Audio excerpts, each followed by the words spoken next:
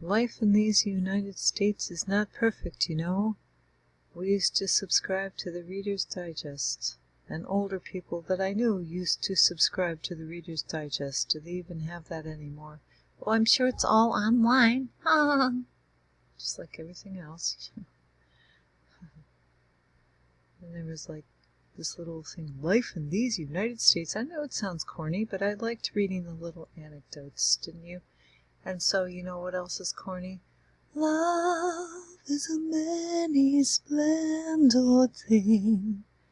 Maybe by Percy Faith and his orchestra, so you know how old I must be. Because that was really before my time, but I'm into nostalgia and stuff. Percy Faith and his orchestra. You could Google that. That's a real thing. I'm not gibbering. You think I'm gibbering, but I'm not. I think it's from the 50s. While life is a much muddled thing, you have to keep everything in balance and in perspective. I realize that people may think that I'm depressed or something. I'm not depressed. I want things to be, I want them to be balanced. I want them to be even. I want them to be right and not out of place. And yet, being an imperfect person, I'm unable to accomplish this, even in my own bedroom. So why should I expect the world to be any different, especially when half the world doesn't have all of their wits about them, unlike me? Right? I have at least half of my wits about me. Shh. I don't know where to begin. You and I, we may be able to relate about the COVID thing, like, okay, now, I hope, at least in your state or city, they're relaxing restrictions a little bit, okay? And you can go out, but you were quarantined for so many days, you had to stay home, and it was wreaking havoc on your mental health. I mean, that is not really the cause of my original problem. It was the decision that I wanted to be a stay-at-home mom. Really, okay, let's go back to the beginning. Right, so I wanted to be a stay-at-home mom. We finally got a house. We had a couple kids.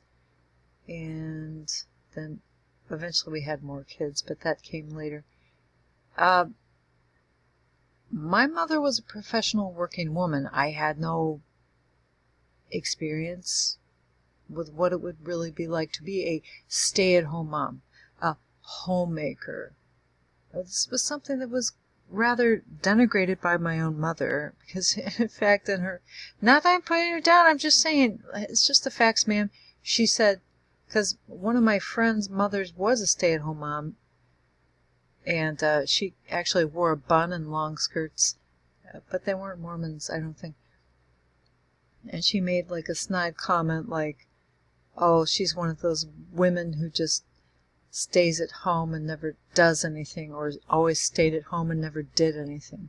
I guess my mom kind of resented or disliked her own mother, and so she wanted to be totally the opposite of her own mother.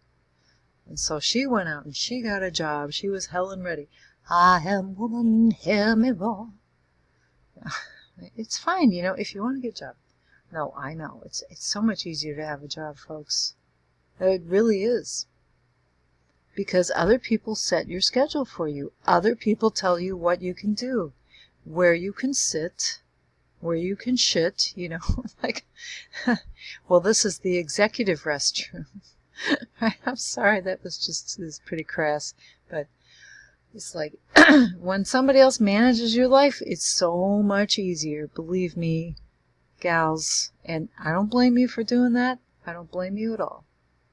But since I did have a lot of kids, well, as I was saying originally, I only had a few kids, and I didn't like being at home because I felt it was overwhelming trying to keep up with the mess, because I was a messy person to begin with.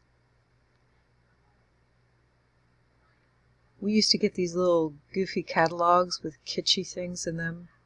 I can't remember. I wish I could remember the title of one of those catalogs. But I was attracted to this little plaque that said, "A messy desk is a sign of genius," and I actually put that on my desk in the 5th grade. I was horrible. I didn't clean my room.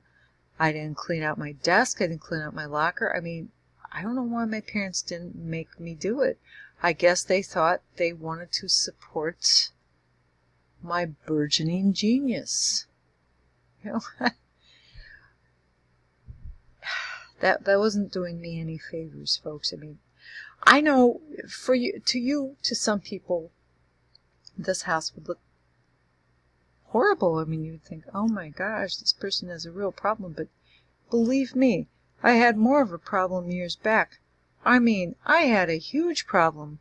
We were actually hoarders. Yes, we were, but we were lazy hoarders. We weren't hoarders like, we're so attached to objects. Well, a little bit of that. There's always a little bit of that. But we're like overwhelmed hoarders. Like, I can't. This is just, I gotta go out. You know, I gotta go out to the zoo. I gotta go out and get a pizza. I can't clean that up. You know, that's just too much work. And then it piles up, and that's what happened to our family room. It became an unsightly repository of clutter and junk and papers and things like that. And really a fire hazard. Yeah. Oh, definitely a fire hazard. And one day we had, you're a hoarder when you fear the reaper. Who's the reaper? It's the repairman who has to come inside your house. And you're like, oh my gosh, I'm going to shuffle. At least I can shuffle this stuff over into that corner, and I can scrub this off and put all the dirty pots and pans into the oven. I mean, if you don't like to do dishes, believe me, having a dishwasher makes it so much easier. When you don't have a dishwasher, you really let the dishes pile up, let me tell you. And when somebody has to come over, you have to shove those dishes into the oven, even if you never bake in the oven, which I did periodically. That's what the oven is for, piling dirty dishes into to conceal your lackadaisical housekeeping skills. Am I right? How long have I gone for? Okay, I'm trying to stay on point. So, really, the guy came and he had to do something with a phone, and I'm like, oh my gosh, he wants to go downstairs. I didn't think he'd have to go downstairs because I know the problem's outside. It's like squirrels in the connection box. It's usually squirrels or water, you know. That hasn't happened recently, but I think we switched companies, actually. Oops, I gotta pause this. Hold on.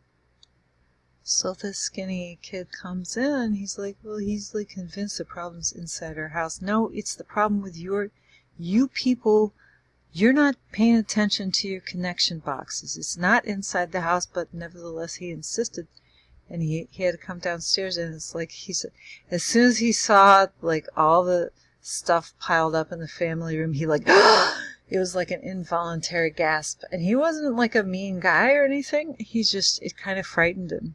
I'm like, oh, I know we have a problem when the guy is gasping. You know, I know we have a problem. So, I don't know. It's like we've had repairmen in here over the years, and our house looks so much better than it used to. You don't know what it used to look like when nobody came in. I mean, really. Yeah. But then you think how some people in our very neighborhood, if they came into our house, they would think, these people are horrible housekeepers. And then other people would say, wow, this house is okay compared to my house. I still have little kids, and I painted. I don't think you should repaint until the kids are at least 6 years old. Your youngest child is 6, because that's when maybe they stop spattering and splattering crap all over the walls constantly.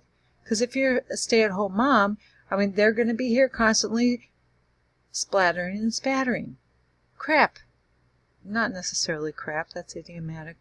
On the walls, and it's going to look like crap, It is, and Some people, for them, they're so stressed out about it, they think, well, the best route is to just get a divorce and move into an apartment that's painted by the landlord.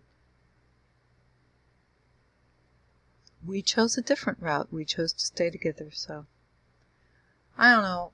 Life is a much-muddled thing. Love is a many-splendor thing. Somewhere in between lies our reality. Just a few words of advice to those who might be listening. When you have little kids, they're going to make messes. When you have problems, deeply rooted psychological problems, your house is going to be messy. As your house becomes a little bit cleaner, that means you are making psychological progress. As your children become a little bit older, they will become less messy. And these are the words of hope that I have to offer to you today. And just have a good weekend.